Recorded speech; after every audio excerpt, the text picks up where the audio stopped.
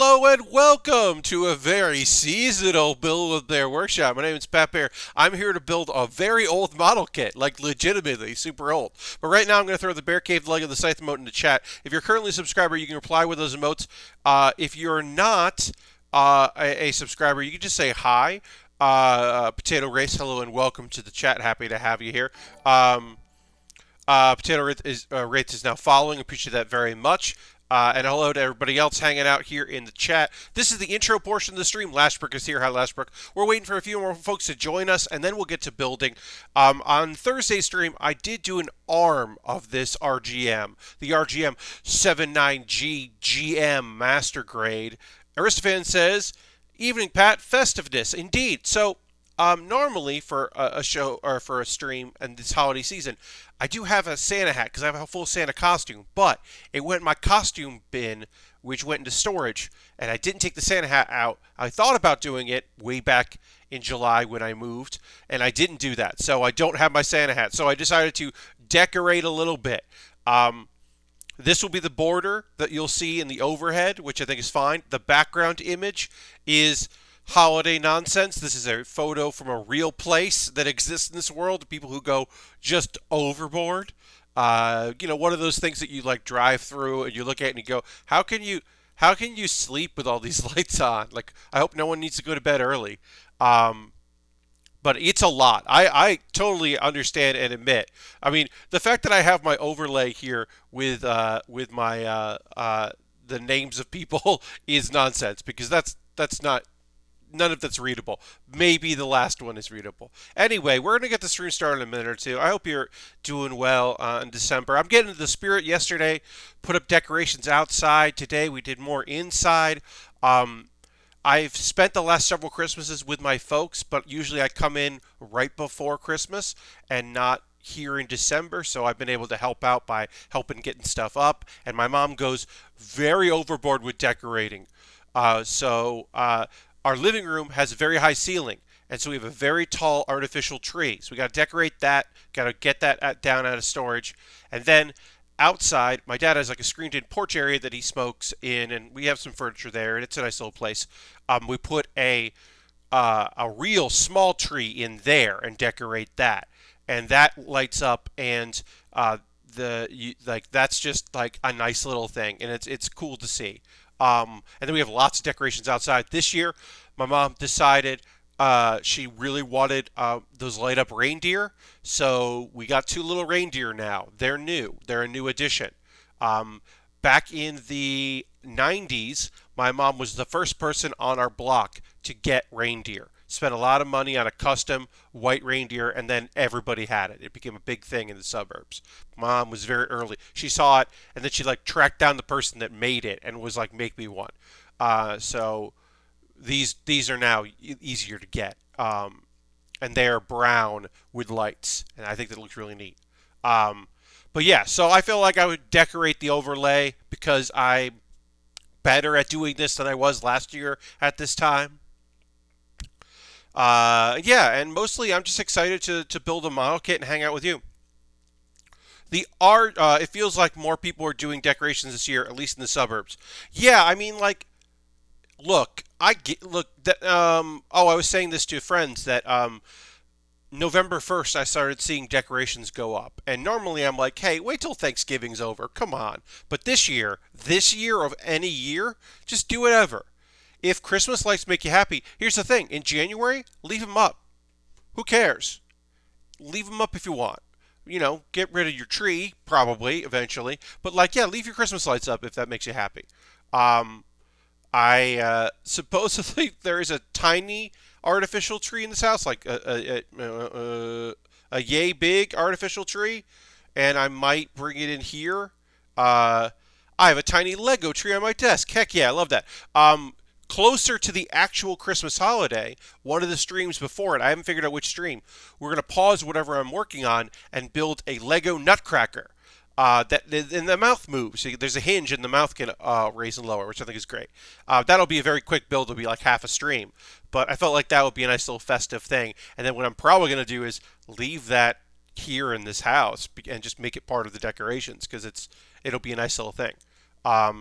Anyway, I'm going to retweet the tweet, and we're going to start building a model kit this model kit was released in the year 2001. This is the 2001 edition of this kit. And okay, let's see here. Great, got a little traction here. On a previous tweet, got a little traction today. So we'll do the retweet, and then then we're gonna get building. So I already did the arm. This is indeed the RGM-79G GM, the ground, the ground unit. Master grade from 007. No, 8th MS team. 8th MS team is its debut, and it is a classic old school kit. It truly indeed fell through a portal in time. Indeed, Sin. It has so many connectors because this is from 19 years ago. So it's an Austin Walker fave. So not too long ago, I did another kit from this era. I believe it was even older. I think it was from the year 2000. And the number one question for Austin Walker almost immediately was, does that kit hold up? And I had to be like, it was the Easy 8. And I was like, it doesn't hold up. The Easy 8 still rules, but that kit is dated. So yeah, lots of connectors. The connectors you would be used to seeing on a high grade of this scale, not a master grade. Also, we still have some screws to put in. If you missed this on Thursday, yeah, it has screws. There are screws that have to go into this. There are screws in the arm. At least it's not like a kit from the G Gundam line that has screws in the legs and the waist. So it only had 4 screws. It's got 2 different kinds of screws, easy to figure out there. But yeah, I'm going to put these aside because we're going to need them on the other arm. So what it does mean is, other than the hand likes to pop out, screws in the groin make you wince, indeed. They solved the problem they had. So you're like, Pat, why are there screws in this kit? That doesn't make any sense. Well, it solves a problem they were running into in the mid to late 90s, which was they couldn't hold weapons. Kits could not, like, the arms were just kind of flailing all over the place, and people were like putting in glue or putting in like blue tack or doing whatever they could to like make it better. Some people will put modeling clay in there, like just whatever they could. So this is really like you need to do some force here. It wants to stay. And then also the shoulder one there, like it adds a lot of stability. But it also requires screws. Like, that's just nonsense. Like, you need a screwdriver. Like, oh, good. That's why I have a screwdriver in my toolkit. My toolkit always has this screwdriver because sometimes I build model kits that are old and need a screwdriver, and that's nonsense. So while it does serve a purpose and it does solve a problem, it is also a nonsense thing that I'm just like, okay, I mean, all right, that's what we got to do to get this to work. But this kit holds a special place. There's a reason for the grades mean level of fiddly expertise required from the early 2000s or the early thousands. Yes, so like it's an interesting thing because this is kind of when I stopped building model kits. Is this era of model kit building? I built a bunch in the mid and late 90s, and then I stopped. And then I started again in like the early 2000 teens, and then I stopped, and then I got back into it when I started this channel. So the early 2000 kits are kind of just like a weird period for me where I have almost no experience putting them together. I just like I just don't remember them. I like know what the results are, but I don't remember like what they look like or like what the process was. So it's kind of fun. One of the things I miss most about kits from this era, the thing I would bring back, I'll tell you, I'll show you to you in a second. Let me get this connected here. The thing I would bring back in a heartbeat that they really need to do is the inserts. Because look at this thing. You open the box and you don't see the plastic bags full of your trays. You see this. You see this glossy JPEG here with its current insert, and you can put it behind the kit so you can be like, look at this, check this thing out. And it's just like, it's the cover. It's the cover of the box. I love this so much. such a good display. I had stopped in the mid '90s and snap figures and didn't like glue and putty kits. Yes, um, but yeah. So like the manual's really old. The manual's hard to kind of differentiate. Like they've gotten way better with manuals, especially as a non-reader of katakana or kanji. Um, but yeah, like it's just like a beautiful little thing that I miss so much. It's so great in the backgrounds. Also, the very first, the Char's Zaku 2 perfect grade, not only does it doesn't have an insert, it has a small box within the box that also has the art. And I love that so much that there was a box inside the box of that perfect grade was such a huge undertaking. Um, but yeah, this manual like is like I love the manual has like the back like this is the choice for the manual. The back of the manual is like the back of the kit that it's just like looks different from the front of the box. Like there's a lot to really like about some of the choices made in this manual, except for the fact that it is hard to understand what's going on in this thing because it's from the year 2001 and they're definitely even if they know that people from other countries are building their model kits, that Bandai doesn't care particularly too much about the international market at this point. They mostly only care about people who are bootlegging stuff or trying to get their production company, their like factory lines, like trying to do their Chinese bootlegs of stuff. They care about that, but they don't care about the international buyer at this stage. Uh, hey, Jam, welcome. Throwing the emotes in the chat, appreciate that. So yeah, so now I'm literally putting pressure on the nut here, so I can screw it in, and doing it like that, and then trying not to strip anything and break anything, so that we can get some movement on this. And then I gotta put, and then we got one more screw that comes in later, and that'll luckily be the last screw, which is great. And then more connectors, more of our rubberized connector pieces here that gotta go in. Yeah, so some of this is like a pleasant flashback to a simpler time, but also sometimes it's just like this is difficult. Like you have to have a soft spot. There are kits from this era that I'll never build because like I'm not super familiar with the show, or it was like a manga only, or it's a variant that I don't really like have any fondness for, and stuff like that. It's just like it's hard because I have to love the kit. Um, yeah, this runner is ridiculous. This runner feels like it's a high grade runner of a 1/100 scale high grade runner is what it feels like. Um, but yeah, I mean, this is them like figuring out every step of the way and everything they needed to do to get this to work. And so I like really appreciate a lot of these design choices, but also some of it is very frustrating. Um, but yeah, you have to love the kit to, I think, to buy a model kit of this era. You've got to love its design. You got to love every choice that is being made ahead of time, because like that 4 HG runner, you only just get part of the center ring. Yes. Yeah. Also, I'm thinking a lot of like the Gundam Wing runners, the 1/100 scale high grades, where like you just had a bunch of it left over. A lot of those connectors were just like extras. Yeah, you don't need these right now, but like you're getting them, and you're like, okay.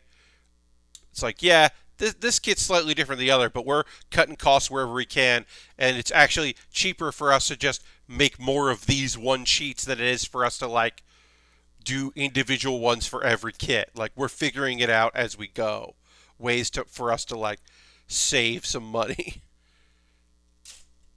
Because yeah, they were all just it became bigger and bigger business especially with Wing taking off and kind of like revitalizing uh, Gundam. Like it only makes sense that they were like trying to figure out how to make more kits faster and cheaper, as they were also trying to like reissue older kits, because like new fans of Gundam also meant old fans of Gundam were coming back too. and it was just like a good time to be a fan of Gundam. Did I put this on right? I can't even tell. I think I might have put this on backwards. So let's see. I might have put this on backwards, but I can't tell. Yeah. Okay, yes. So it goes on like this. This is the side this goes on. There we go. But yeah, this era is kind of interesting because they're making some fairly bold choices, but also really making some nightmare choices in these things as they attempt to just run with it, run with the success, run with the people that had grown up loving older Gundam shows, falling in love with it again, with new people wanting to hear about the old shows, with with this like revitalization of the Gundam franchise.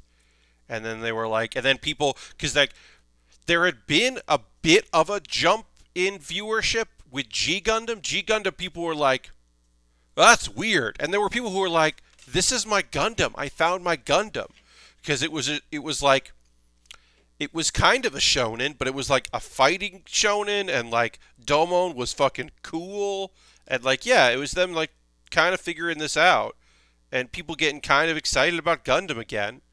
Is this the right? And then Wing came, and Wing just like changed the goddamn game. Harold is now hosting the stream. Thank you, Harold. Appreciate that very much. Wing just like blew it up, blew it out of the water, made it in a couple years. It would be an international hit. Of course, not exactly at the time, but still huge in Japan. Such a big deal. Wonderful. And then they were like, okay, well, what's the next Gundam show that we're going to put out? Let's put out Gundam X. And didn't go too well. Didn't go too well at all. The second worst rated Gundam show. We talked about this on Thursday. Because I think that X is really interesting as a attempt to really, whereas G was, let's reinvent the wheel completely. Let's go off on a tangent. Let's make Street Fighter the Gundam show. And Wing was like, let's make this a shonen. Let's really make this like a thing that like people who say they don't like Gundam could get into. And let's like go for it. And then X was like, well, you can do a show that isn't part of the main continuity that feels like it could be part of the continuity. And like people have been missing, like diehards have been missing some nonsense, very Gundam nonsense. So let's put in some very Gundam nonsense. Also, our main character, we've had very few whiny characters in the last two shows. Both G and Wing have very few whiny male leads. So we got to really like up that up. We got to pump that back in.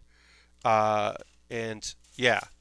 And then Wing hit big in the U.S. and folks were grouchy, and X flopped. Yeah, I mean, look, X was flopping no matter what. Part of it was Wing's success. Wing's success certainly hurt how good that show could do, because it was, it was going up against this incredible juggernaut. And part of it also was people have to wonder if Toonami and Sunrise's agreement that after Wing they were going to air another show, and Sunrise wanted to be Mobile Suit Gundam, and they were interested in X. Toonami was interested in X, and it does make you wonder what would have happened. But the main thing about X is like they got their numbers cut, their order, their episode order. So they had to tighten the second half. So the second half ends up like the pacing really picks up because it has to, because they're gonna try to finish telling their story. And yeah, I mean, there are things to like about that show. They tell disparate stories. There aren't many Gundams in it, but the Gundams are all really cool looking. It's not the least amount of Gundams in a show because that's Turn A. Because Turn A has the least amount of Gundams in any Gundam series, as far as I know. I think because it just has two. So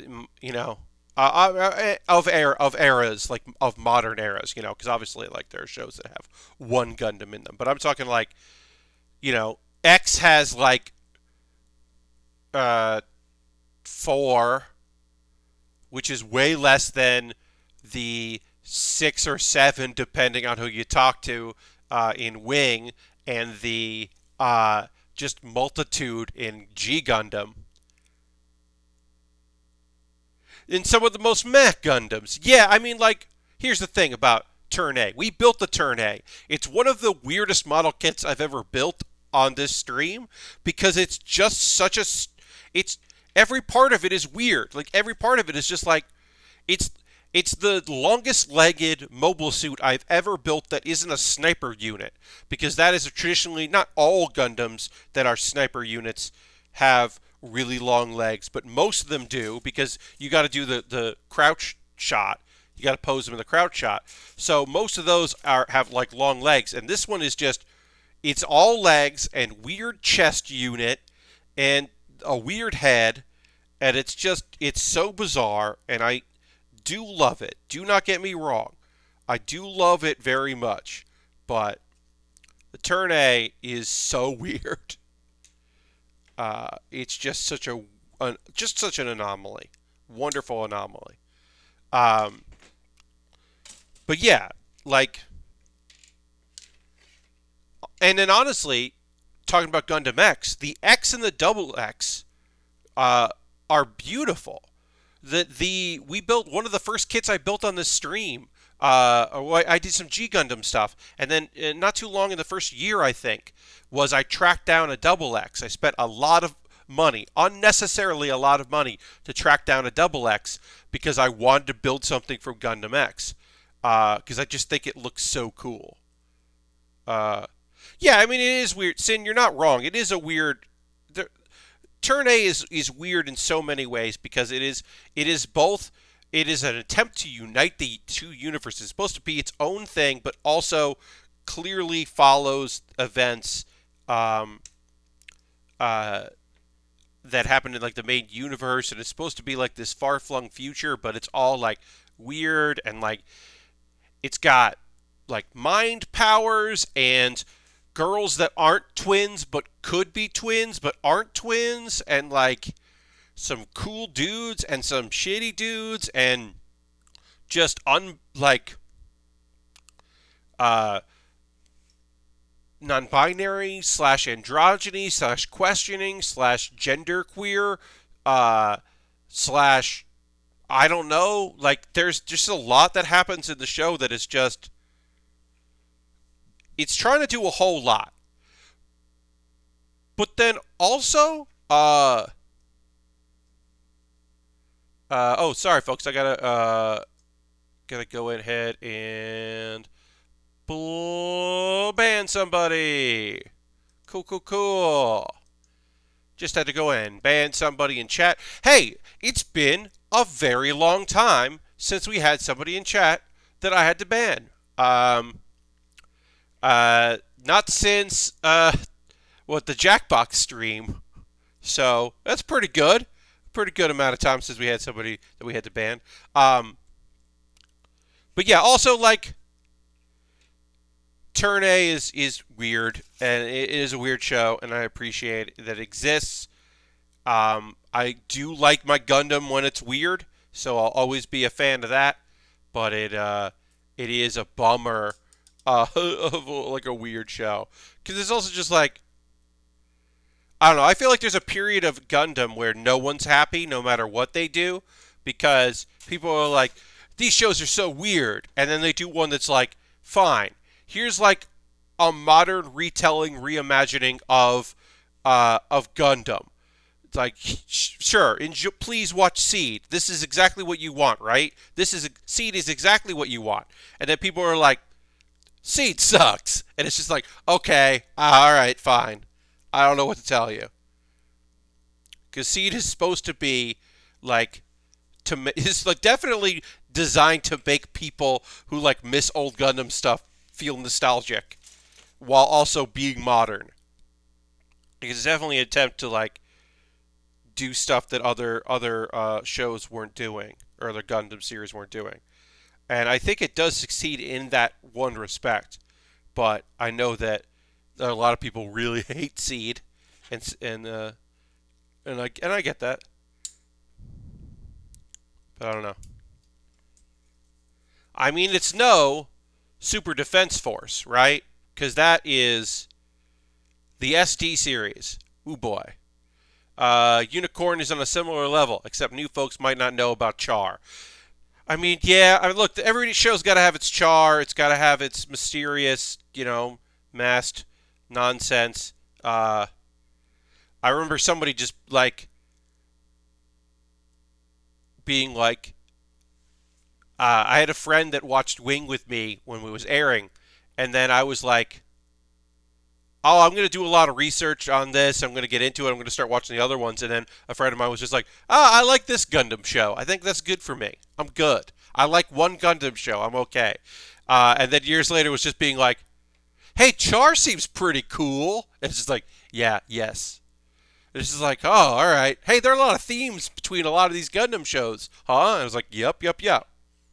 And then we were just like, G Gundam's just so weird. And I was like, yeah, it really is. I think G Gundam is the weirdest Gundam show. I think it might be. Because like a lot of the OVAs and the outer centuries in the series like have their own charm and their own uniqueness. And we're done with the arms, by the way. But I really do think that G is just the weirdest thing. And like it's got its faults, believe me, it certainly does. We've talked about it on the stream, but Domon fucking rules. Master Asia is the most telegraphed, going to betray you villain character who is a good guy for it. It is just it's just like you look at his Gundam and you're like, that's a bad guy. The Master Gundam is a villain's Gundam. There's no way he's a good guy. And you're just like, oh no, but he's trading him. The undefeated of the East. And you're just like, okay, sure. This is definitely a villain. And then it's just like Schwartz Bruder, and you're like, hey, are there German ninjas? 'Cause you're a ninja from Germany? What's happening right now? Why is that a thing? It's just like so much nonsense. But as I said, Domino's great. I think Rain is great. Alan B is great. There's like a lot to love about that show. And then also a lot to just roll your eyes at or be deeply upset about. G is weird and kind of works better as build fighters. Yeah, I mean, I think I don't love Build Fighters, but I really love what Build Fighters is trying to do. Like I got kind of bored with the show, but as a love letter to model kit building, particularly, but also the history of Gundam, and I think it does solve some issues with having like a fighting tournament style show. Um, but yeah, I think G. Look, here's the thing. As I said, G comes before Wing. It comes before X. It is we're going to do a whole series in the Gundam world, and we're doing our own thing with Gundams. And I think that is to be like, we're going to branch out and tell our own story, and that's the story you choose to tell, I think is rad. Even if it is somewhat or very unsuccessful. I think that's rad. Also, the Devil Gundam is incredibly terrifying and wonderful, and I love it so much. It's just such a monster. It's a wonderful monster. We built that high grade, and that high grade is terrible, but I had to build it. When I found it, I was like, I have to get this. It's a terrible high grade. Like its colors are wrong, and it's not a great build quality. but it's a big devil head, and I had to get it. Had to do it. Such good designs from that show. Devil Armies, another good design. Some good stuff in there. Some real bad stuff and some real good stuff. All right, we'll put this in here. And somewhat it shows the decadence that Xeon must destroy. Yes. So I did a bunch of decorating outside, which I haven't done in a very long time because I usually am not here for decorating around my folks. And I was really happy to be able to do that, to come and help out. We still have to do the tree. We got an artificial tree. Yeah. So my folks used to always just have like a real tree. They would go for a real tree. Here's the thing. When they moved to this house in South Carolina, their living room has very tall ceilings, which is awesome, normally. Except if you get like a 7-foot tree, which is huge, 7 feet is tall, it still feels small. So they had to get like a really big tree. And it was becoming a huge problem to like get it here and get it up and make sure that it was all stable and all the problems of that. So eventually got a giant artificial tree that comes in 3 sections, and we just do that. So I got to take that down tomorrow. Tomorrow was me helping getting that down. But we decorated outside. We decorated a lot inside. It's all coming together. It's all great, and I'm feeling pretty festive about the holidays. I didn't really decorate much in my own apartment, but when I was still working for UCB and I had, I would always I was the person that would put the tree up because we had a tree at the theater, and I would put lights on the stage and control those lights and make sure they were on and for shows, and the batteries were good because I had these cool lights that had a cool remote, but I had to make sure I had batteries in the whole thing. And yeah, that would kind of be my thing, would be to do that. So I never really did in my apartment. I never really did a lot of decorating in that. So it's kind of nice to have the festive spirit. And I got the Christmas goose, which is not a goose, it's a duck, but we call it the Christmas goose because of Gone Home. But it's just a duck that has different outfits that is by the door. And there's a Christmas outfit, so... I don't, Harold, I don't have Goose and Honk anymore. We did have that for a little bit, but I appreciate you remembering the Goose command. Yeah, I got rid of that eventually because no one used it, and I like to have only 10 or 11 of those commands, so I did drop that command. But I appreciate that you remembered. All right, so this goes like this, and then... I'm a little, I worked hard on that today. I did a bunch of stuff. And also, the other day I went to the post office, and that was not a pain in my ass, and that was nice. I have not been to the post office in quite some time, and I was dreading it, but everything went well. Everybody wore a mask. Everybody did their jobs. It moved quickly, thankfully. There's one thing I didn't notice. I don't know if your post office has this, but the one down here does. My mom needed a couple more boxes to mail stuff, and so it was like, well, we'll just go and get boxes there. And we brought our own tape, but you didn't need to because these boxes have their own adhesives on the sides. You just peel off and stick where you need them, and that rules. That was really cool, and I've never seen that before. And I wouldn't count on those always being there, but it made things really easy to pack because we did bring tape, but sometimes people end up having to buy tape and then leave it there for other people. That is Tuesday for me. I have an apartment full of stuff and no space for a tree, so I put up a fake tree at work and do gift tags of every employee naming the tree, and now apparently they are creating a fake Christmas village in an unused corner. It is cute. That's awesome. I love that. At least the small media mailer box has self-adhesive. I also wouldn't count on that working well. Yes. No, I don't disagree with you. But it was kind of cool to have that. I was like, oh, that's tech I didn't know existed. So that was neat. All right, we're working on our leg here. Let's move on. I believe this is the foot. As always, we are doing this one at a time and do the other side. There's very little, do two of this, do this at the same time in these kits. And we're doing the arms and then the legs. We haven't done the chest or the head yet. That's also very 2001 to just be like, yeah, okay. Just go along about our business here. But yeah, I was very happy. Also, there's a Pokestop and a lot of Pokemon at the post office, so that was very good for me as someone that still plays Pokemon Go to be able to get some of that going, get a few spins in while we were there, catch some Pokemon, because there are new Pokemon out there. There are new Pokemon, and I can't catch them all, but I'm trying to catch some of them. So that was good. Got to try to get a chest bin. Chest bin rules. So yeah, I'm doing that. I mean, look, Pokemon Go is just a thing that, like, while I'm walking, when I go on my walks a couple times a week, I can just catch a few Pokemon and be like, oh, cool. This is distracting me from the fact that I don't want to be walking right now because it's gotten a little cold.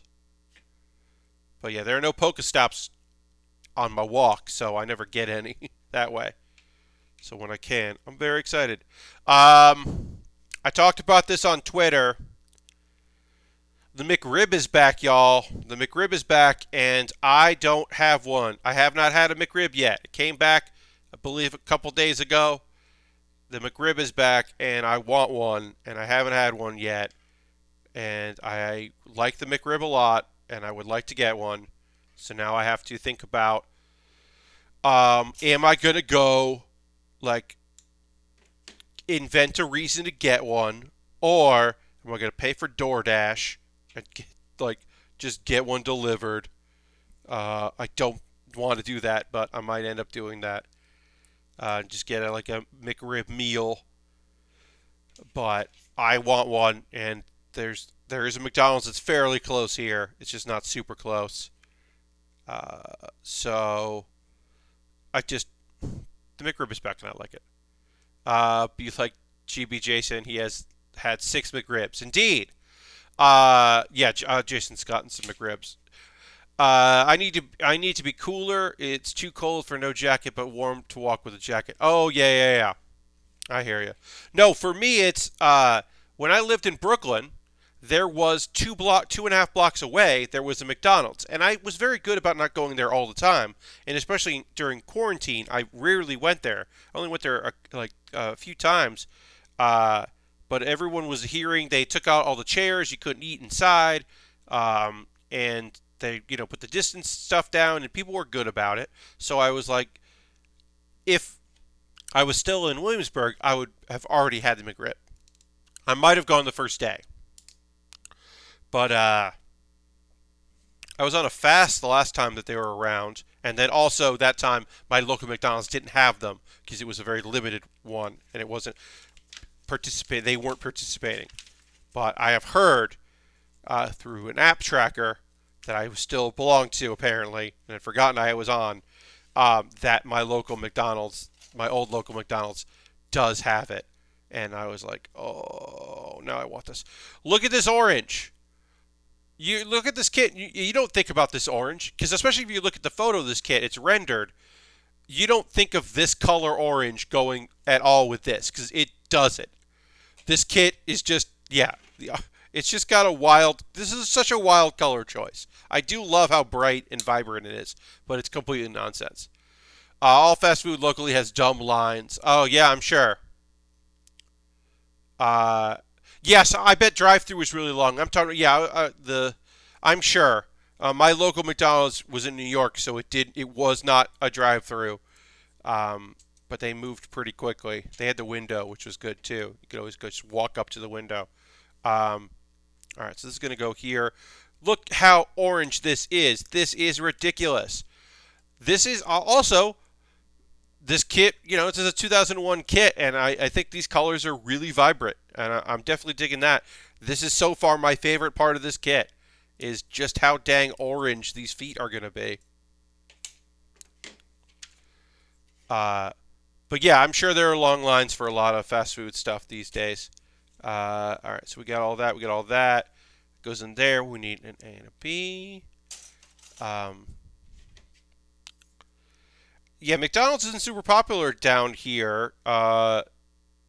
there's a lot of Bojangles. Bojangles is real big in this area, and Cracker Barrel, of course, which isn't fast food, but it's but it's still incredibly popular down here. And very few Wendy's, very few Burger King, uh, and but yeah, not that many McDonald's.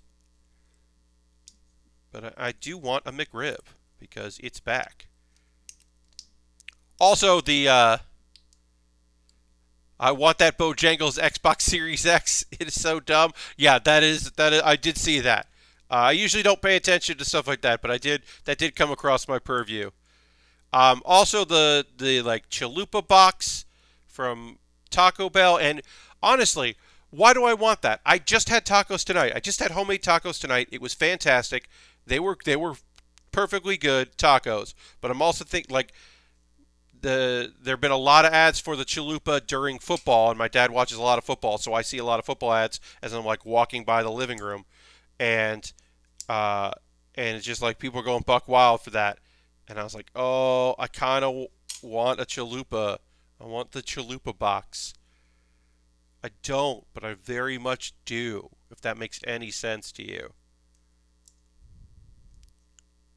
All right. Well,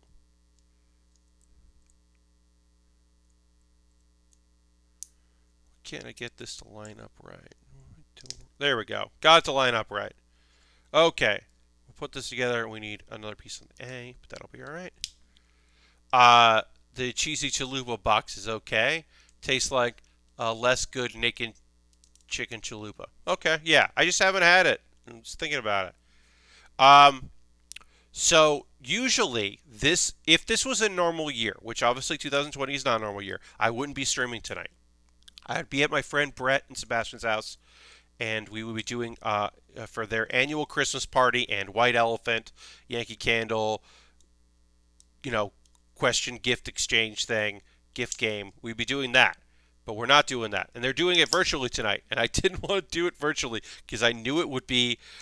I just knew it would be a headache, and like they figured out a way to do it, but it wouldn't be the same as playing in person, and like, you know, trying to do the trades like that. I was just like, this is either going to take no time at all or it's going to take forever. And I also have been trying to keep to my schedule. Like, that's one of the Saturdays where I always say, like, oh, I'm not going to stream on that Saturday. But I don't like I took Thursday off for Thanksgiving. And I feel very good about doing that. I was very happy with taking that day off and streaming instead. But I think I might stream on Christmas Eve. I know I'm streaming on New Year's Eve, but like I might Christmas Eve is on a Thursday and I might stream on that night. I don't know. I'm still kind of thinking about it.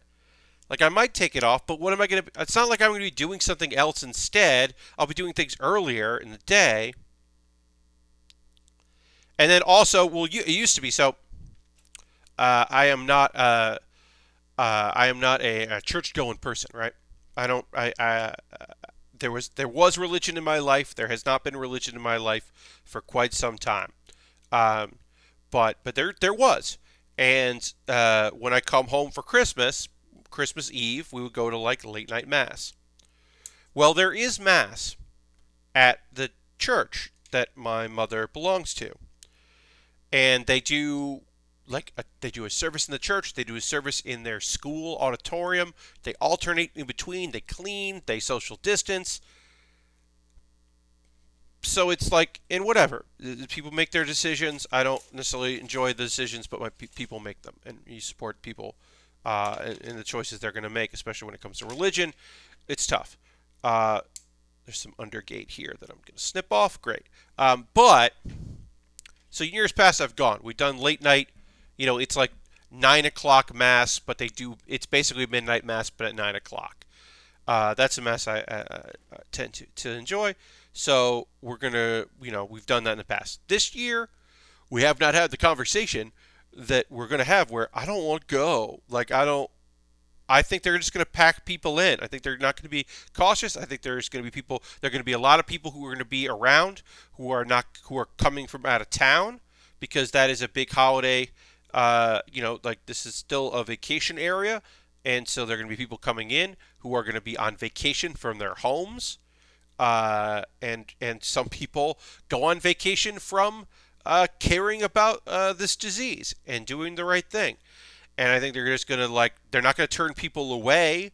So there's just going to be like an abundance of people, and I just don't feel comfortable going. So that was a reason why I early years ago why I wouldn't stream on on Christmas Eve.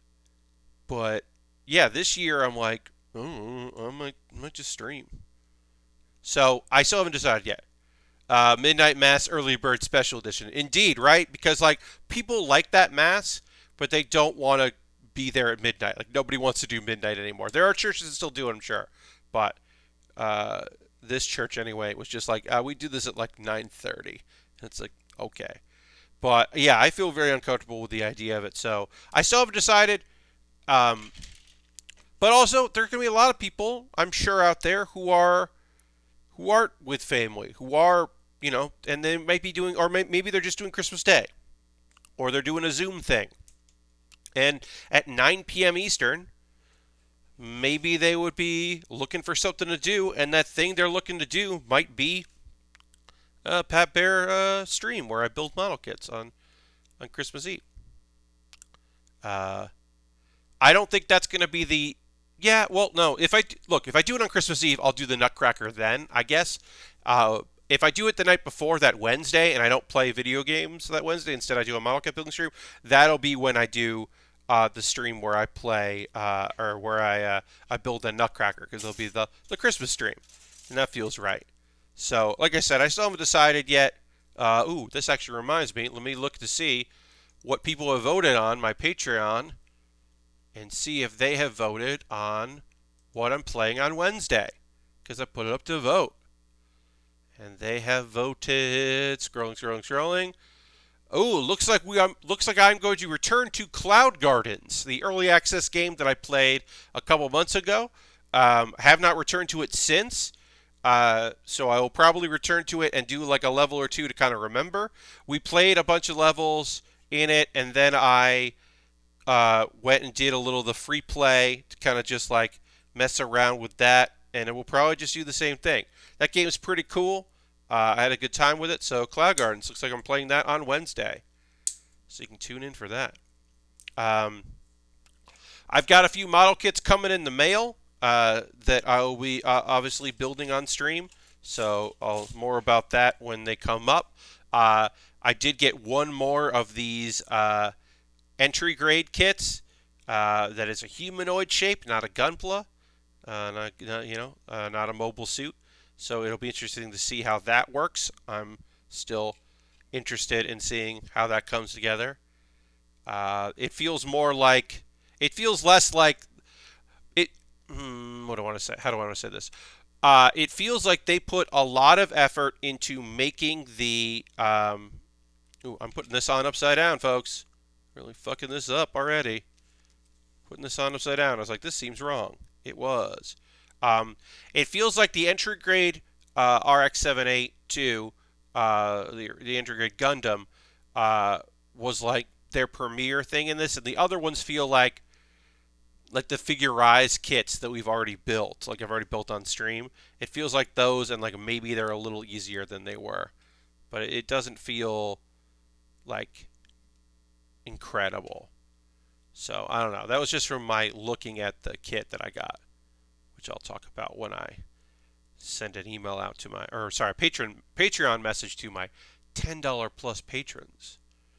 Those folks get to vote on what I build, and I didn't let them vote for this kit that I'm starting, because I was down to basically nothing. My backlog was pretty empty, so I was like, well, this kit I've been waiting to build this for a while.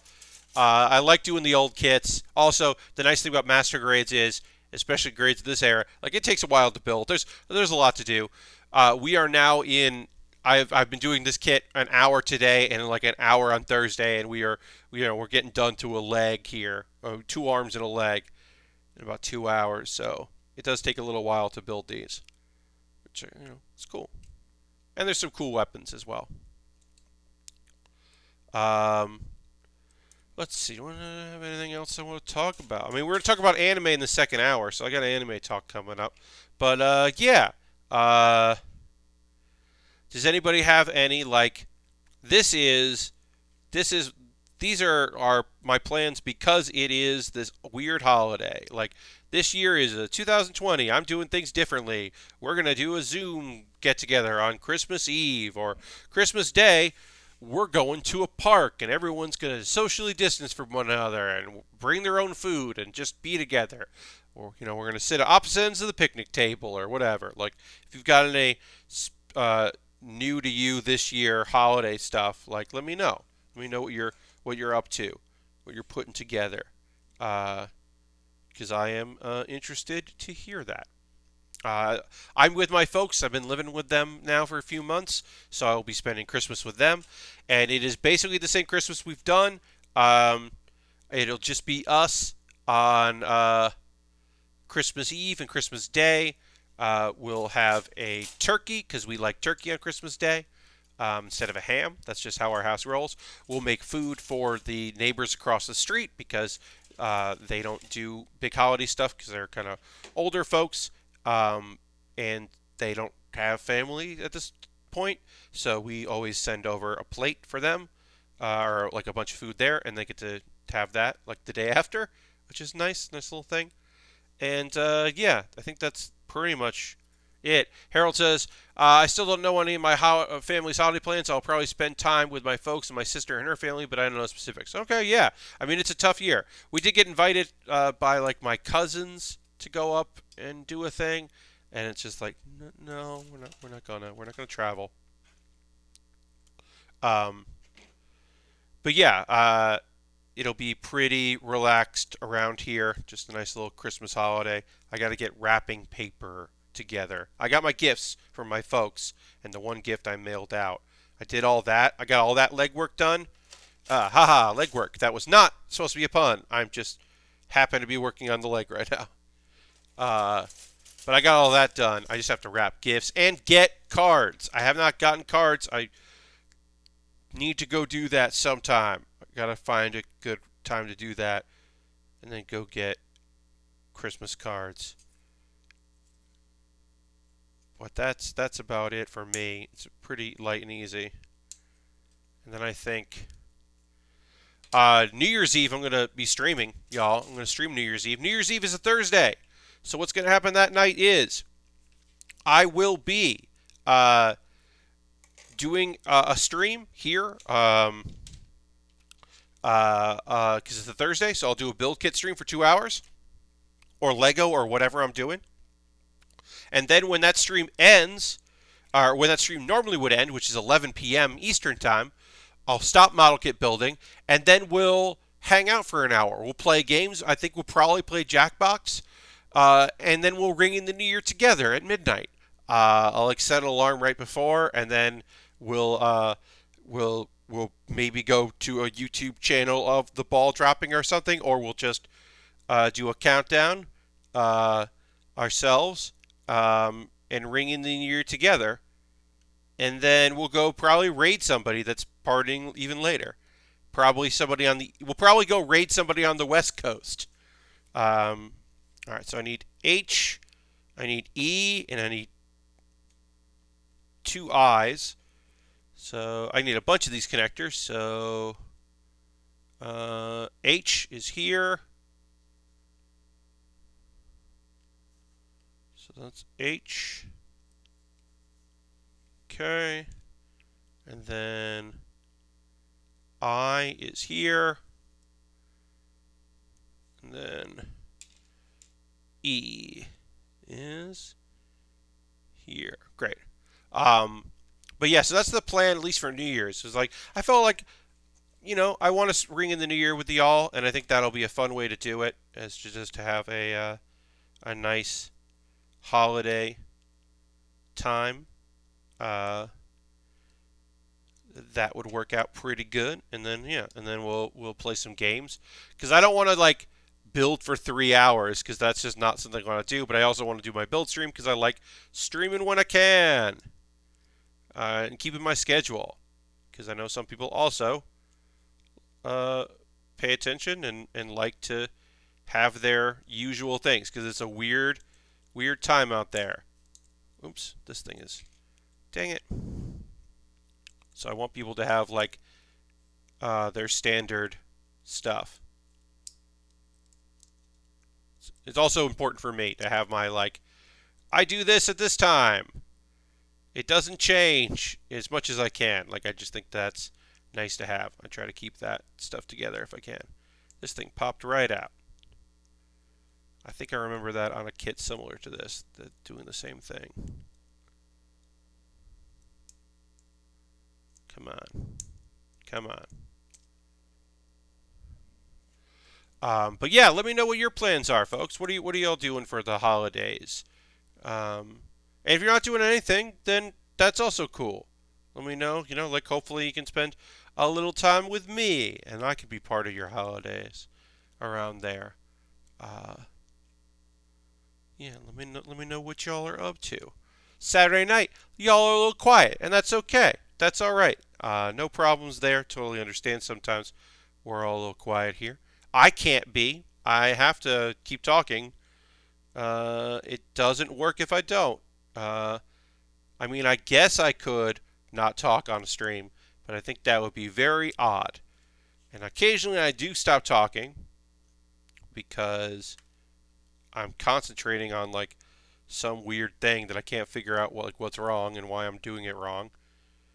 But most of the time I do try to talk while I'm doing this. Okay, so this is going to go here. This goes in this. This goes there. Just gotta make sure that's connected. Rockstar Poe asks, how many Gundam do you have? I haven't done a count in a really long time. Keep talking to the stream explodes, says Harold. Yes, pretty much. So I did I gave away a lot of kits. In the past couple of years, I was giving away a ton of kits. And before I moved this summer, I gave away a lot of kits as well, and I saved some. So I think my collection right now of the kits that I've saved is probably about 20. But at its biggest, my collection was probably 50 or so. But as I said, I did give away quite a few kits before I moved, and I saved some. But I did a thing for a while here where I gave away kits to subscribers at like the start of every month or the end of every month. I would do like a giveaway as a way to thank people, and also just like had to get these out of my apartment because I did not have enough room to display all of them. But I stopped doing that right before I moved because I knew I wasn't going to be able to go to the post office as much, and also my this year has been bad as far as money goes, so couldn't really afford to do that. Have you ever done a top 10 builds at the end of the year or something like that? Aristovan, I haven't. I don't. Yeah, I don't think I've done the, like my. I've talked about like my favorite builds of the year, and it's kind of nice to go back through like start in January and look at my videos in a playlist and go like, okay, what was I working on in these streams, right? So that's something to think about. That's something I certainly could do. I could make that a video, or it might just be a nice like list to put on Twitter and then talk about on a stream. But yeah, no, that is a cool idea. I'm doing that for Pat Bear's Anime Club, my anime video series that I do on YouTube. I am doing a superlatives list at the end of the year. Instead of, because last year I did like the best and worst of 2019. And I liked that video, but I felt like I could do something a little different. So I'm going to have like award categories, like the best and worst anime of the year, the anime that had like some of my favorite episodes or my favorite storylines, but also had like real nonsense. The show that should have ended the season before. First time watching the stream, trying to get into Gundam. Sub or dub? So I'll answer. We'll go backwards here. I'll answer Rockstar, and then I'll go to Shanks or Shax.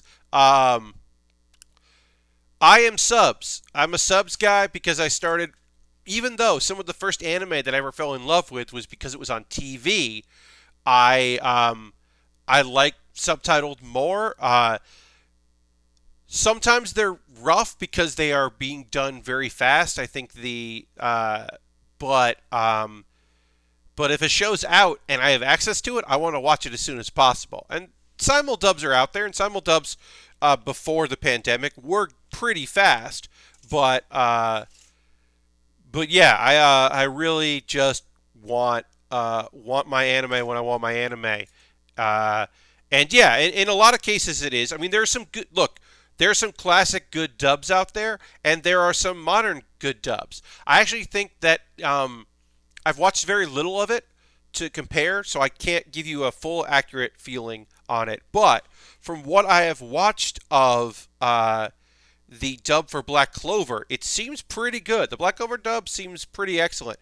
And I'm not just saying that because the voice actor for Asta randomly follows me on Twitter. I don't know why. He started following me. We have a lot of mutuals, it turns out, but I was just like, why is this happening?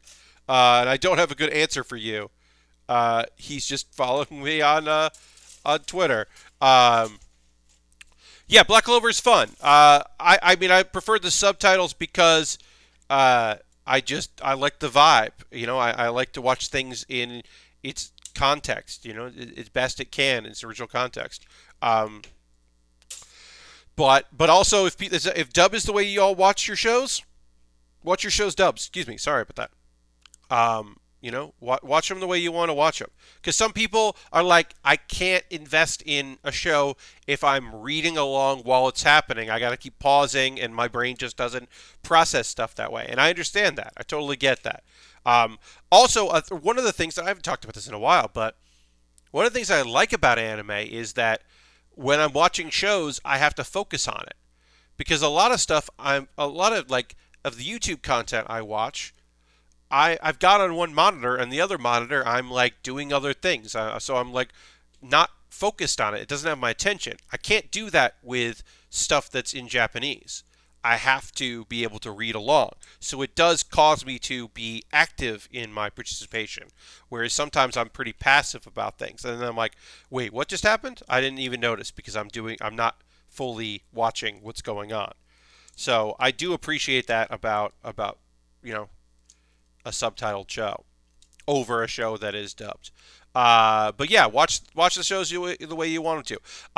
I got really used to the dub of Fairy Tail, so much so that the last season I was like, am I gonna watch this as it comes out week to week, or am I gonna like wait on it? And how long do I have to wait on it? Is it even being dubbed? And I was like, fine, I'm just gonna watch it. Dub is definitely a focus, or don't bother watching. Indeed. And then to go to your question about, or not your question, your comment, first time watching the stream, welcome. Happy to have you here. I've been doing this for a little, a hot minute or two, a couple of years of build streaming. I define myself as I am not a professional model kit builder. I am a knowledgeable enthusiast. I have some degree of capability as far as building goes. I have some knowledge of the subject that I'm talking about. I have some history building, but I am certainly not an expert. I am not a speed builder. I'm not a precision builder. Like, you're not going to see a paintbrush on this stream. And to some people, a marker doing lines or painting, that's where model kit building starts. And for me, model kit building ends when I'm done with the kit. And I don't do a lot of the stuff that some other builders do because that part of the building process doesn't super interest me. I don't have the interest in painting kits. One of these days, I keep threatening that one of these days I'm going to start working on lines and start getting markers and trying that out, but I still haven't. An old kit like this would be kind of fun for that, but yeah, it just still hasn't happened yet. Someday I'll get into it. But when I first started building on stream, I didn't even do stickers. Like I do way more stickers now, including a sticker we're gonna be putting on here in just a moment, because like the first sticker of this kit is a leg sticker. So we got to put that on the bottom of this leg. We'll do that there. Oh, thank you for the follow. I appreciate that. Um, yeah, no problem. Always happy to give you an intro. I miss when they would sub the opening themes. I understand the songs are harder, more work, but still. Oh yeah. One thing that's actually kind of fun is the what show is it? Oh shoot. The name of the show was in my head. Cells at Work. Cells at Work is fantastic. The dub of it, they sang the song. They did a cover of the opening theme, because a lot of times in anime, if it's for TV, they will sometimes dubs will do their own songs or whatever, or a different version of it or something.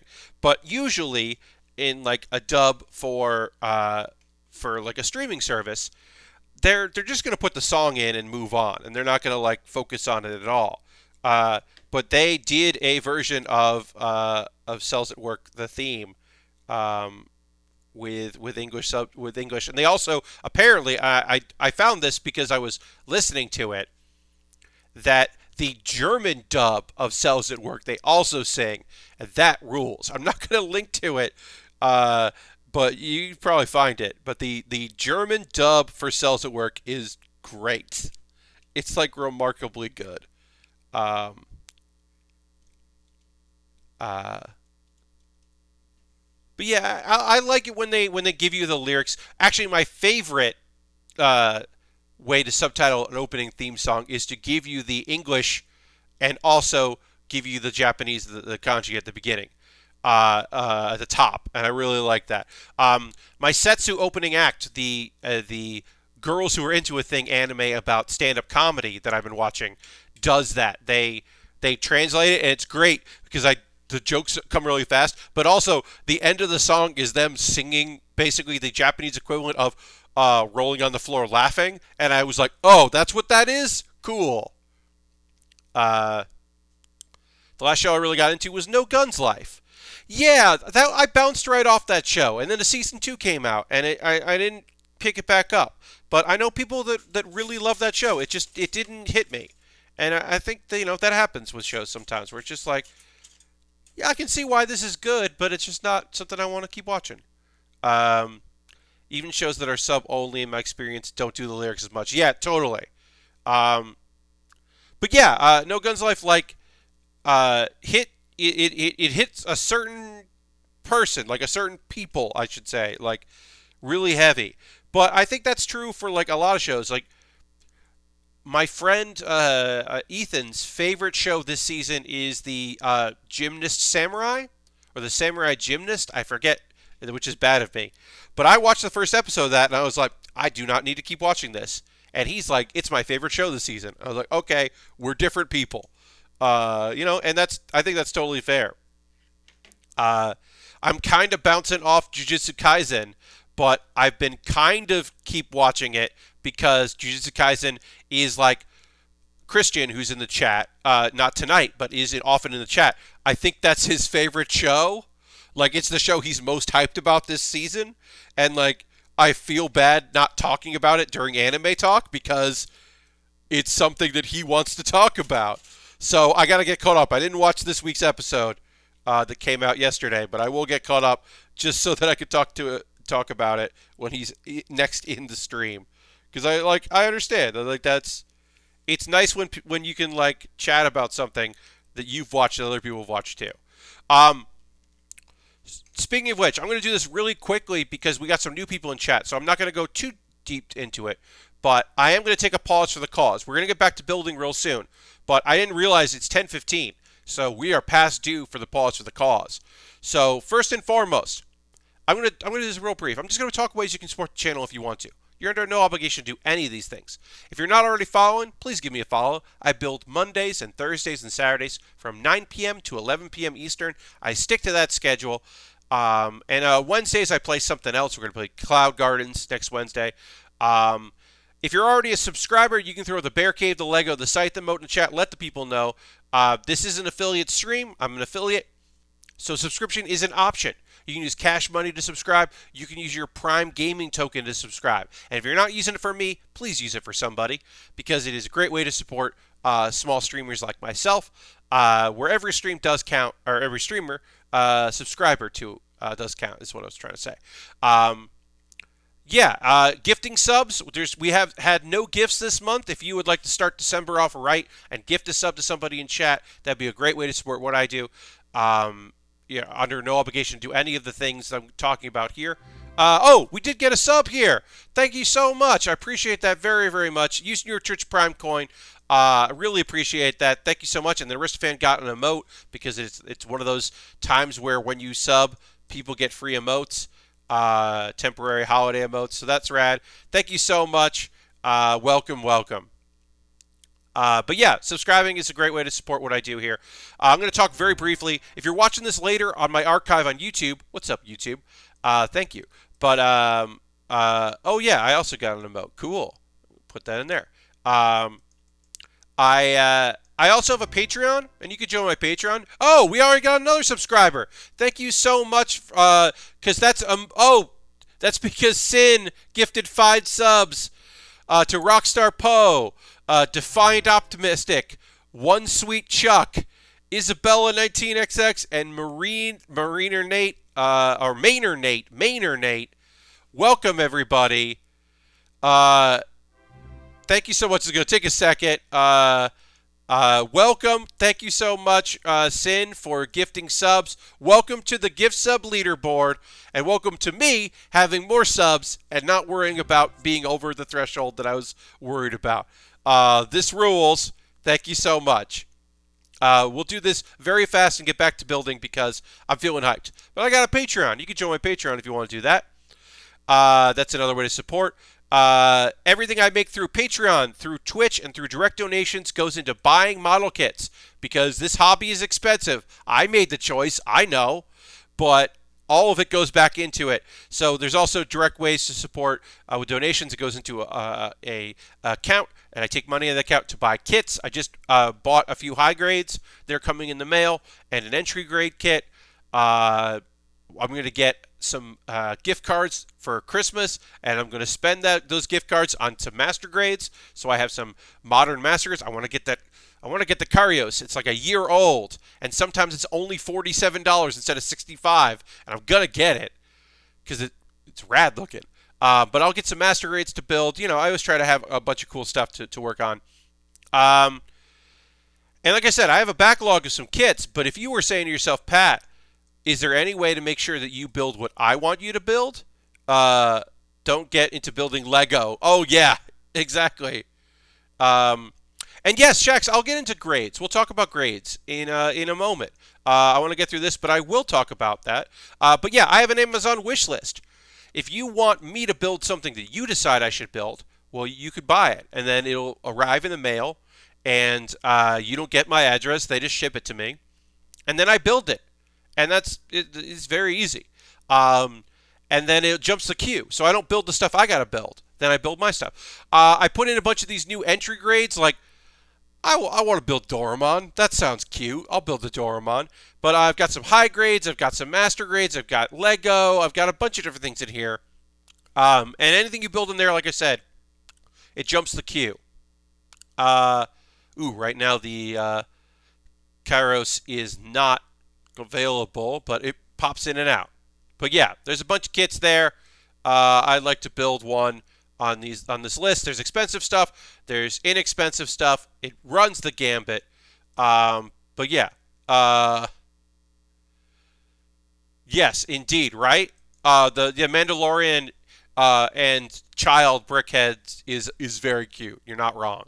But yeah, if you want to buy something on wish list, no pressure.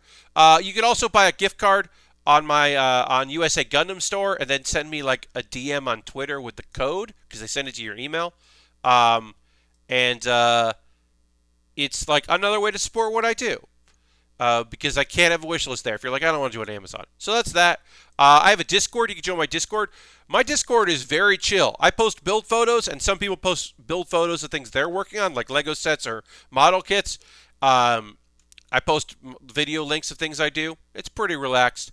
So I have a YouTube channel, and I'm going to share with you a couple links to that. I'll have a new episode of Pat Bear's Anime Club, my every other week video series.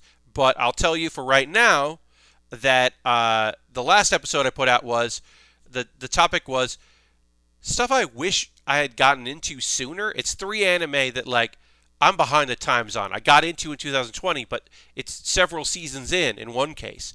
And I wish I had gotten to it sooner. So that's the theme of that. You can wish things on Amazon and other sites with the Chrome extension, but I don't know how well that works for anonymity. Yeah, I'm not. I'm not sure about that, Sin, but I can look into it. Um,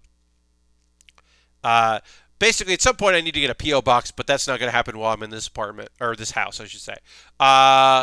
So that's Pat Bear's Anime Club. I'll have a new episode on Monday. My Monday episode is another Christmas thing. So if you're looking for some holiday stuff to watch this season, and including an anime movie that does take place on Christmas, but is Gundam.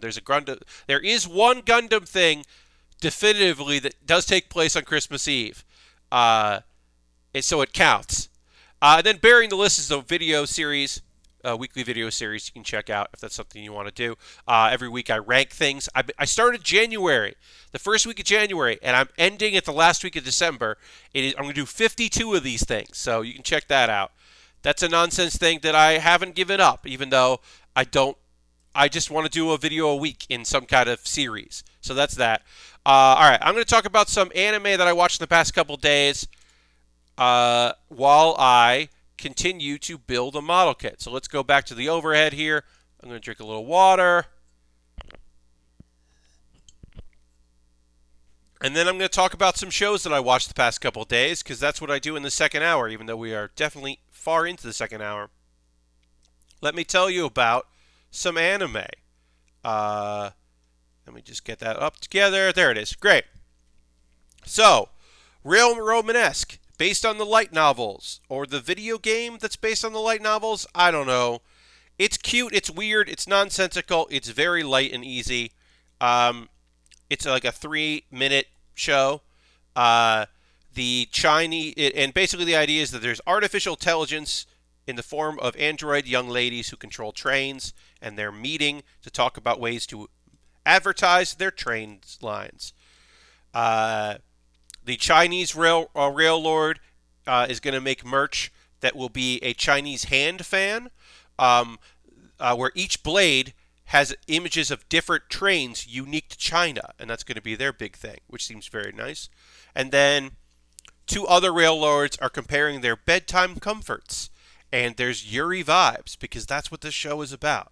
This show is like cute and kind of nonsense with lots of Yuri vibes. That is the thing.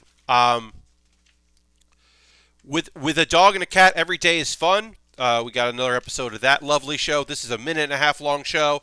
It's one of the best shows this season because it's just truthful and lovely. This episode was you shouldn't call dogs by multiple names because it confuses them.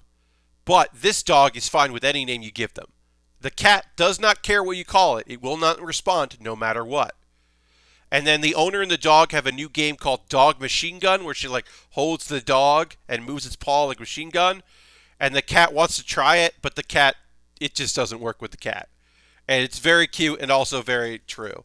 I love that show because it is just like so true to life and so nonsensical, and short and lovely. I need to get a second monitor so I can watch stream and play my games at the same time. Damn laptop. I hear ya. When I switched to a dual monitor setup, it made doing all this very easy. Bless You says, I just started watching Jujutsu Kaisen yesterday. Oh, nice. Yeah.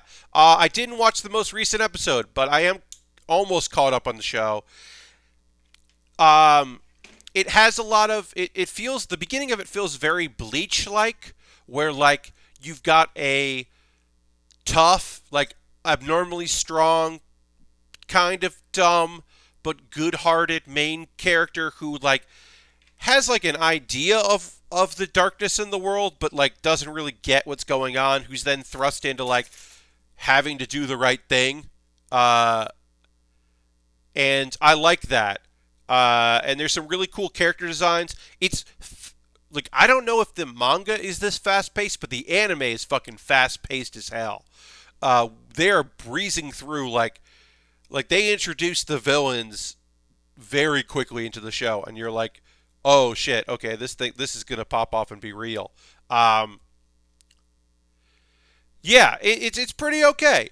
It does do a thing that I do not enjoy, where it introduces something incredibly awesome and then moves on, and you're like, no, no, no, no, no, no. Anime, that's a panda man named Panda. You don't cut away from a panda man named Panda. What are you doing? And I'm still waiting for a little more about that panda man. And it's like, come on, anime. You can't do that to me. Don't do that. Don't introduce a talking panda. So Burn the Witch is interesting. It's only like a 3 episode thing, and it is um apparently Burn the Witch is in the same universe as Bleach. It's canonically in the same universe because it's the same creator, and it apparently it's just while there is a soul society and also there are dragons in Britain, and I'm like, what the fuck are you talking about? I need to do more research on that, but apparently it's the same universe. Which is nonsense. But yeah, basically, Burn the Witch is like a movie they broke up into 3 episodes, and it's pretty good. I think the animation is quality. I'm not sold on all the characters, but I'm sold on enough of the characters that I would watch more. Um, and we'll see. Um, okay, I want to talk to you about Sport Climbing Girls. We're on episode 10 of 12 of Sport Climbing Girls, and we are not at the final big competition. And so I don't think we're getting the big competition at the end of this series. And then I don't think we're ever going to get the big competition, because I don't know if this show's going to get a second season, because it's like fine, but I don't think it's like gonna order more episodes. Maybe they are. Maybe it's already announced they're gonna be more episodes, and I'm just like not feeling it as much as other people. But it doesn't feel like I was like, oh, this pacing is off. I don't think we're gonna get to the end of the show. Basically, the girl that got really flustered, June, she's back, and this episode is all about Konomi just failing at speed climbing. She can analyze a wall really well, and she's trained her body to be able to climb, but speed climbing just is not her set. She's the analytical type. You know, she got her start. She's a puzzle gamer, and a championship gamer in middle school, and jumping into this has been like good, but like she just sucks at speed climbing. So there's a camp, and it's the camp is for speed climbing for all of the like excellent freshmen in Japan. And so it's a cast of characters we've seen before. There's the ballerina girl, the girl that talks in cat puns, the girl who's analyzing data and talks like, I don't know why she talks like Kenshin, but she talks like Kenshin. She talks like an old like samurai, and I don't know why she does. And everyone's great. And then there's a couple people we don't know, and maybe we're gonna find them out. But Konami tries to like steal techniques from other people. She tries to like observe how other people go, and she tries to incorporate that. And then she just like is slower, which is bad. But that's pretty much the episode. At the very end, she sees someone climbing the wall really fast. Yes, I am Eastern Standard Time. Yeah, it is currently 10:26 p.m. for me. So I stream 9 p.m. Eastern to about 11 p.m. Eastern for build streams, because after 2 hours, I start making very obvious mistakes. And I don't want to keep... So yeah, I used to try to stream for longer, and I was like, oh, I'm bad at streaming for a long period of time for model kit building. So yeah, sport climbing girls. We got 2 more episodes. I feel like I'll say this. Time earlier and notice the difference. Yeah. I'm on the East Coast here. I'm currently residing in South Carolina, but I am originally, when I started streaming, I was in New York. But this year has happened, so I'm here. Um, yeah, I don't think we're going to get to the finals, the big tournament in Sport Climbing Girls. I feel like that's going to be season 2, if there's a season 2. I don't know if there will be a season 2, because I don't know how well this show's doing. But I like it. It's a sports anime that I can get behind. Um, let's see. All right, let's talk about Gal and Dino, y'all. We're going to talk about Gal and Dino. If you don't know about Gal and Dino, let me tell you about one of the weirdest shows in 2020.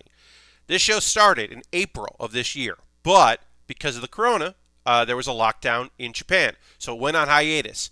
It went on hiatus for an entire season. It took an entire season off and came back this season. And it is one of the weirdest shows, but it rules. It is just an unbelievably wonderful, weird show. Gal and Dino, half of the show is animation, and the other half of the show is live action. So you can understand why they took a break, because they couldn't film the live action portions. But it's back, and it is so weird. The animation is broken up into like little like stories, and the stories are broken up with this fake claymation. It's meant to look like claymation, but it's definitely digital animation, and there are little shorts that are very fun. And then there's a live action story. And here's the thing. The live action is always like kind of what happened in the animated portion, but then it goes on its own weird tangents. It's made by the same production company that made Pop Team Epic, and in fact, a minor character in Pop Team Epic, the Death Note parody character that was in Pop Team, is also in the beginning of Gal and Dino. And it doesn't make any sense why it's there. It's one of the weirdest shows. It's so fun and bizarre. And this episode, the animated that happens in this episode was there are too many shows. Yeah, there are a lot of shows. This one's on Funimation. It's just bizarre. I love it so much. It's about a Keita, who is a gal. You know, she is a tanned, bleach blonde hair, obsessed with fashion. Maybe seems like the kind of girl you don't take home to your mom, because, you maybe your mom will be scared of her. That kind of character. And she is, one day she wakes up after a night of partying and realizes, there's a cartoonish looking dinosaur in my apartment. What's up, dinosaur? You don't talk. I guess you can keep living here. And then the show just happens. And she's got friends. And she has a ex-boyfriend that wants to get back together with her. And there's a girl that works with her who's scared of her at the convenience store. And it is a fun, odd show about this like dinosaur who doesn't talk but loves ramen noodles and just goes on weird little adventures. And then the second half is always like, I'll tell you this: the second half of that show, when it became live action, for the first couple episodes, instead of the gal, there was just a minorly well-known but like playing himself Japanese like 30-something-year-old actor. Like, he's been in a few things, but he's not like super well known, who was playing himself. But then he would do things that the gal had done in the animated.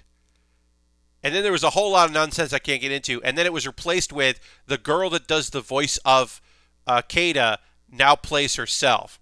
And like I said, in the animated today, there was a lost bird. And in the live action, there was a lost kitten, because I'm just going to assume that it's a lot easier to get a kitten than it is to get a cockatiel to like be on your set. of your animated or your live action production. I'm just going to assume that. I don't have any real basis of fact on that, but it feels like they were just like, oh, make it a kitten. So the live action portion, the entire live action portion is just the Dino playing with this kitten, and it's the fucking best. Like, nothing happens. They clearly were like, we're not going to do anything in this episode except have this mascot character. Because it's live action, it is a person in a giant, like, light blue dinosaur costume. It's like a mascot running around with this little kitten playing with this, like, for real kitten, and it's adorable. And it's just soothing and nice. But I assume they just did it because they were like, we can't get a bird to do this, so we'll go with a kitten. But in the animated one, that's just part of the story. It's very cute to watch this animated bird and this dinosaur hang out and become friends. That's very great. And then the other part of the story is that Kata finds her old calligraphy equipment because she got really into calligraphy when she was in high school. And Dinosaur tries to write his name, the big brush strokes, but he tries to write Dino. And then he goes off and he leaves the house and he wants to show it to his friend. He wants to give it as a gift to Shota. And Shota gets freaked out because, y'all, turns out that the Dino didn't write Dino. Dino wrote die. So he just wrote DI, and then with no explanation, Shota is just like, why did you hand me a piece of paper that says die? Why are you smiling? What's happening? And he's just like having a freak out, and it was I did not expect it. I expected him to be like, huh, weird, and I didn't expect the die part. So that was very good. It's a weird show, y'all. It came back after the hiatus. I'm so glad it's back. And it is one of my favorite shows of the year by far. I do think that since the live action has suffered from the production schedule, it's not as good as previous episodes. So I think it actually starts way stronger than it ends. But there's 2 more episodes, so I could be wrong. It could really stick the landing at the end. But that's the anime I've watched this past couple of days. And now I'm going to do a thing that was requested before I started talking about anime, which I will give you now, as we continue to work on this, a brief explanation of the different kinds of grades when it comes to model kits. And some of you know all this, but maybe a refresher is in order. But I'll try to go through everything. So, this is a master grade. Knowledge time, indeed. This is a master grade, or an MG. Master grades come in the 1/100 scale, which means you're going to build a large kit. Master grades are for people that have been doing this for a long time. You're going to be dealing with some stickers, but not so many, depending on the era. You're not going to have a lot of connectors in modern kits to deal with, like a lot of shortcuts. They're going to be dense. They're going to be layered. They require some skill. High grades aren't as involved. They used to be 1/100 scale high grades. They don't really make those anymore. Now they make in the 1/44 scale. The 1/44 scale is smaller, obviously. It's less detailed. This leg has a lot of pieces. A high grade might just have like 3 pieces that connect to make this part of the leg. 3 pieces that connect to that, a connector in between. Instead of the detailed thing here, where this was a lot of our stream today was working on this one leg. A high grade, I'll put it this way. A master grade to me is about 6 or 7 hours of building on stream, where I'm talking to you. I'm not just focused on the kit. I'm having a conversation. I'm talking about other things. People in chat are talking about stuff they want to talk about. It's about that. And a high grade is about 3 hours of building, even while distracted. If I wasn't distracted, a high grade would take no time at all to build. because they're smaller and they're less detailed. So those are your two major grades. And for a long time, that was really it. There'd be non-grades.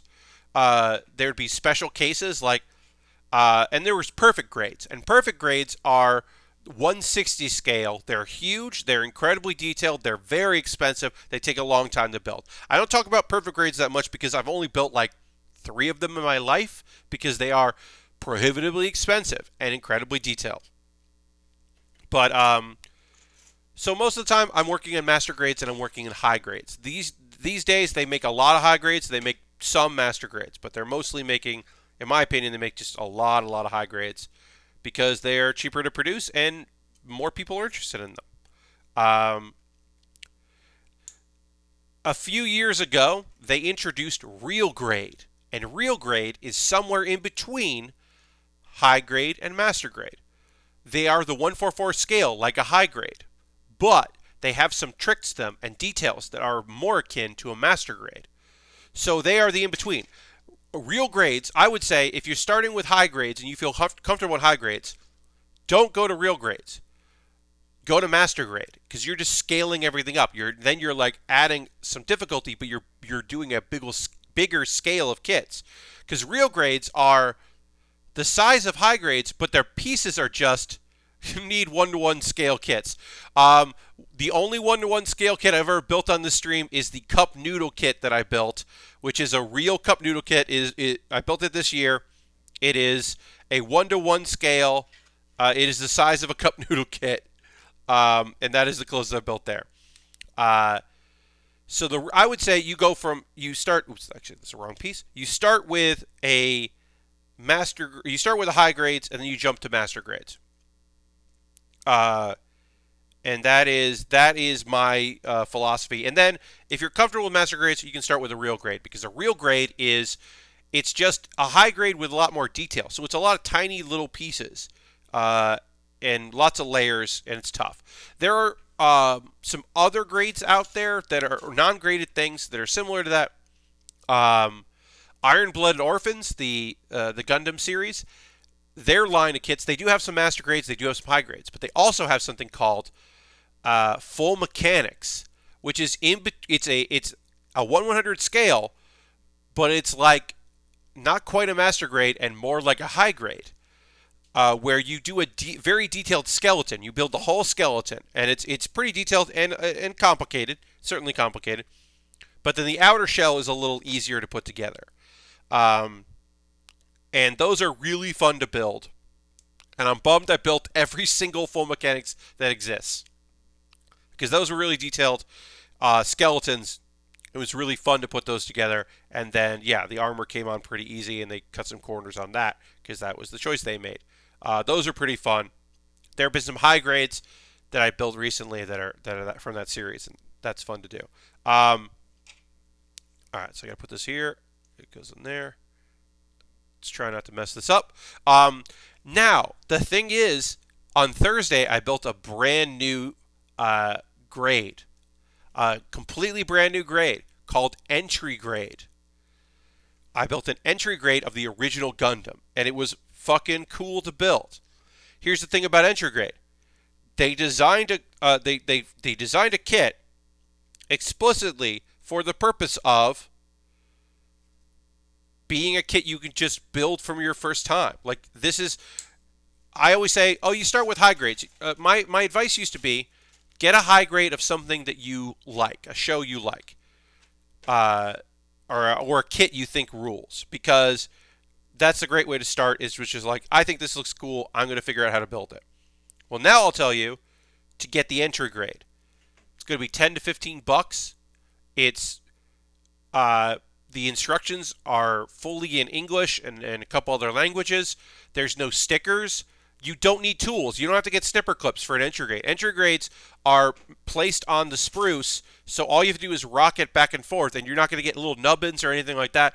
It's designed to just come off the kit, and you can put it together. So it's meant to be no tool build, and I've only built one of the entry grades. It didn't have any stickers, and it looks rad. Now, I found out that some of the other entry grades are going to have stickers, but the RX-782, the original Gundam, doesn't have any stickers, which is pretty great, and it looks fantastic. Yeah, it could probably use a little paint for people that really like putting paint on kits, but for me, I was just like, this kicks ass. This is exactly what they should have done years ago. It was very friendly as a build. It was very easy. It took like an hour on stream to put together for someone that knows what they're doing, which, I sort of know what I'm doing.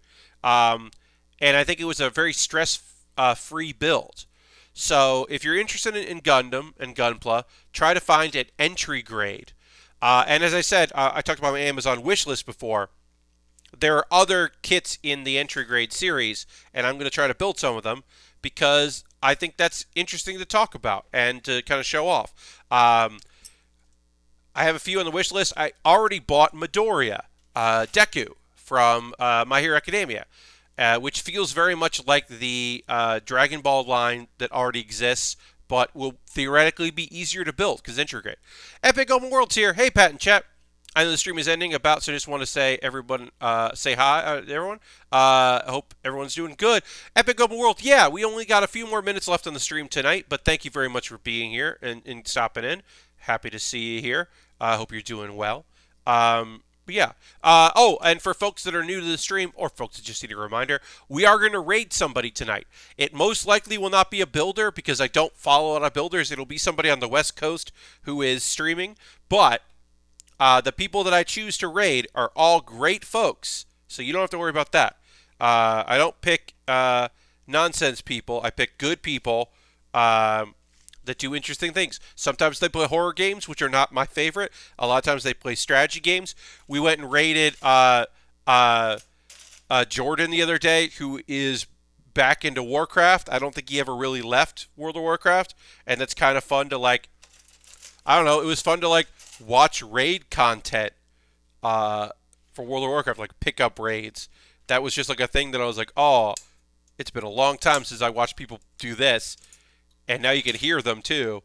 So that was kind of fun. But yeah, I always find somebody who's raiding, who's doing something cool, and we go and give them love. Usually they have very nice communities as well, because that's important to me.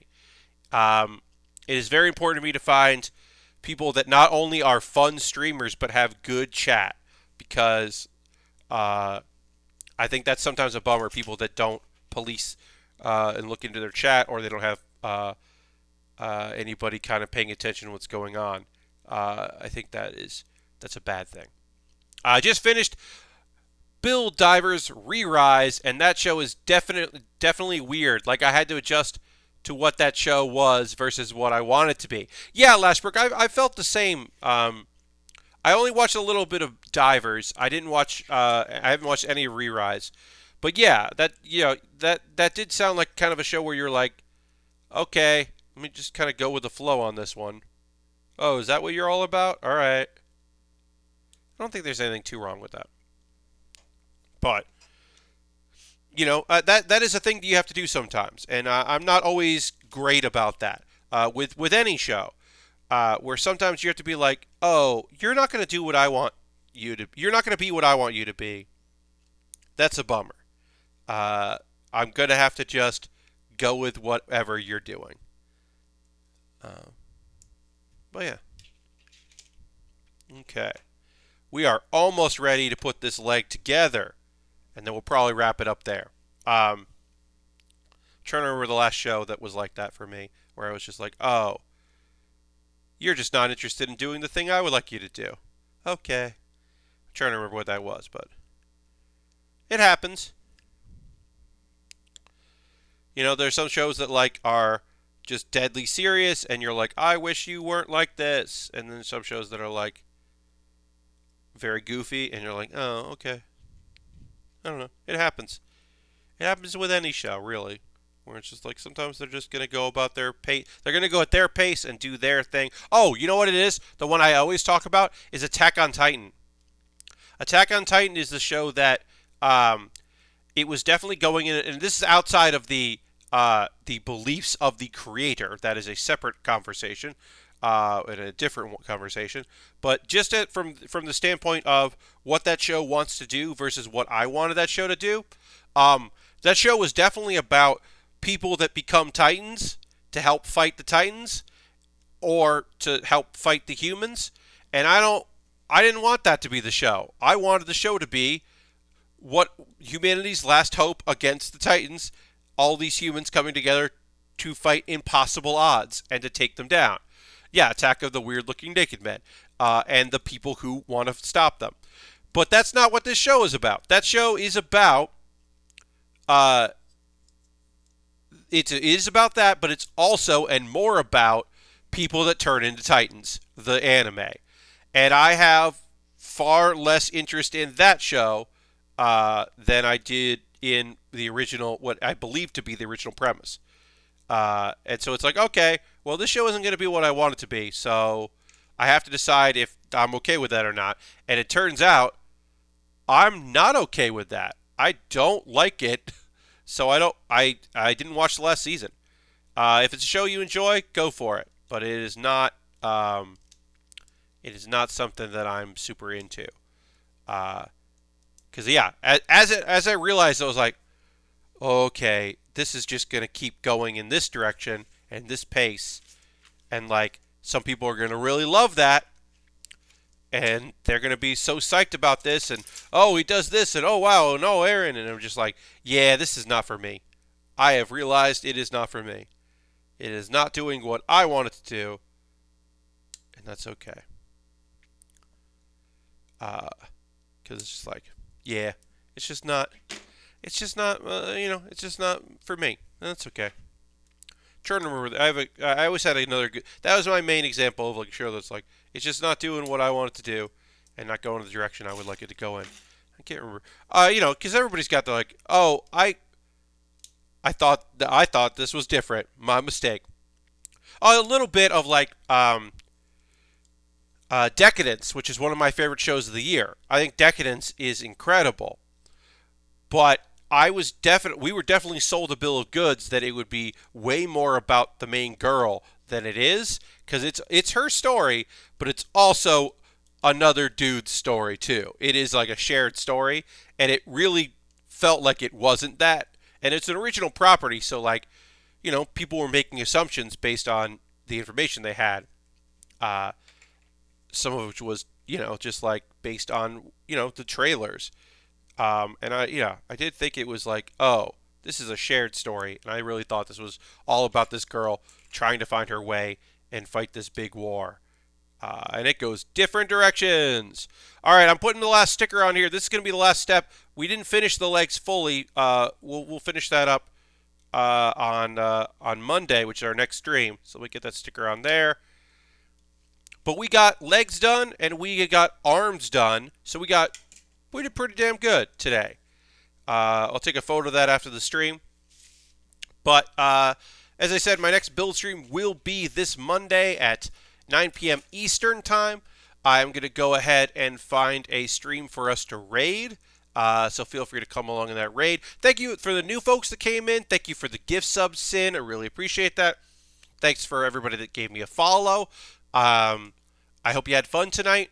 We're going to keep working on this kit in the future. But let's find somebody who we're going to go. What? Okay. Let's see. All right, we're going to have fun. We're going to go and we're going to go raid Matt Wiggins. Wiggins is a great dude. He's playing Kingdom Hearts 2. And so we're going to go raid Wiggins. I've watched more of Wiggins play Kingdom Hearts than I've ever played it myself. But yeah, he streams every day. And he's been playing Kingdom Hearts, so we're going to go raid him and watch some Kingdom Hearts with Wiggins. So feel free to come along in the raid. Thanks to everybody who decided to come by tonight. Again, my next stream is on Monday. I hope you come back and check it out. We're going to be working on more of this. What's coming up next? Oh, we'll finish the legs, and then we're going to start working on the head unit, which is pretty fast to build. But the head is coming up next. So feel free to come along on this raid. And thanks for being here. I hope you have a great evening.